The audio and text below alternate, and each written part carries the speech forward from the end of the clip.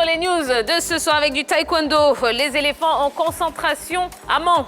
Les éléphants sont depuis dimanche dernier à Mans en vue de peaufiner leur préparation pour les Jeux Olympiques 2020.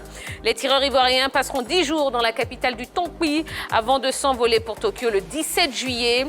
Tous les qualifiés, à l'exception de Cissé Cheikh Salah, ont entrepris une révision générale sous la houlette de l'encadrement technique national. Cissé Cheikh Salah chez les moins de 80 kg, Gbagbi Ruth moins de 67 kg, Gbané Seydou plus de 80 kg et Traoré Aminata Charlène plus de 67 kg au niveau individuel. Et Kassi Anissé, Aaron Covenant, Astan Abachili et Ibo Kumba en équipe mixte défendront les couleurs ivoiriennes aux Jeux Olympiques de Tokyo. En athlétisme, la championne du monde du 400 mètres suspendue pour dopage.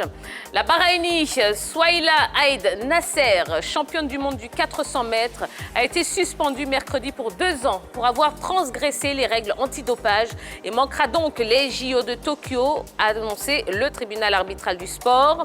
Saisi en appel, la juridiction suprême du monde sportif a invalidé la décision prise en octobre dernier par le tribunal disciplinaire de la Fédération internationale d'athlétisme qui avait blanchi la spécialiste du tour de piste.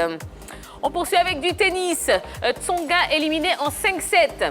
Jo Wilfried Tsonga a lutté 4 heures avant de rendre les armes mercredi au premier tour de Wimbledon face au Suédois Mikael Ymer. 7-5, 6-7, 5-7, 6-4, 6-3. Demi-finaliste en 2011 et 2012 et quart de finaliste en 2016, le Français de 36 ans restait sur une défaite au 3e tour en 2019.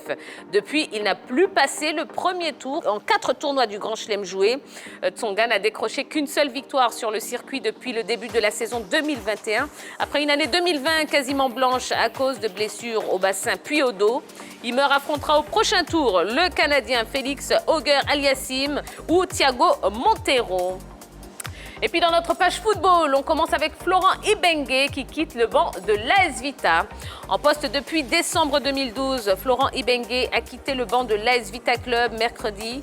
Longtemps sélectionneur de la RD Congo en parallèle, le technicien de 59 ans aura permis aux Dauphins Noirs de remporter 2 titres de champion de RDC en 2015 et 2018 et de renouer avec leur passé glorieux en atteignant la finale de la Ligue des Champions en 2014. Défaite contre le Sétif, puis celle de la Coupe de la Confédération en 2018, défaite contre le Raja Casablanca. Florent Ibenge aurait même pu ajouter un nouveau titre de champion de RDC à son palmarès cette saison, mais la sanction de 9 points de pénalité infligée à son club l'en prive pour l'instant. Parlons de Rafael Benitez, nouveau coach d'Everton. Everton a officialisé mercredi l'arrivée de Rafael Benitez sur son banc en lieu et place de Carlo Ancelotti parti au Real Madrid. L'entraîneur espagnol passé par Newcastle et Dalian en Chine ces dernières années revient donc sur les rives de la Mersey après avoir dirigé Liverpool entre 2004 et 2010. Mais de l'autre côté, cette fois-ci, un passé qui lui a valu plusieurs menaces dont une banderole affichée non loin de son domicile.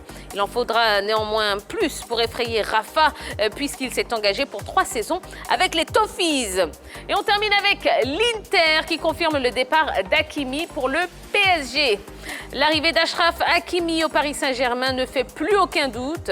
Après l'agent du joueur, c'est le directeur sportif de l'Inter Milan, Beppe Marotta, qui a évoqué le départ du latéral droit vers le PSG. La vente d'Hakimi est dans sa phase finale. Cela devrait être conclu dans les 24 prochaines heures. Nous ne souhaitons pas vendre d'autres joueurs. Nous respirerons mieux quand Hakimi sera au PSG, a indiqué le dirigeant des Nerazzurri à Sky Italia. Le montant de l'opération est estimé à plus de 45 milliards de francs CFA, bonus compris. Voilà l'essentiel de l'actualité sportive du jour. Eh bien, nous allons tout de suite enchaîner, n'est-ce pas la team? Parce qu'on a un gros programme. On va enchaîner avec le focus.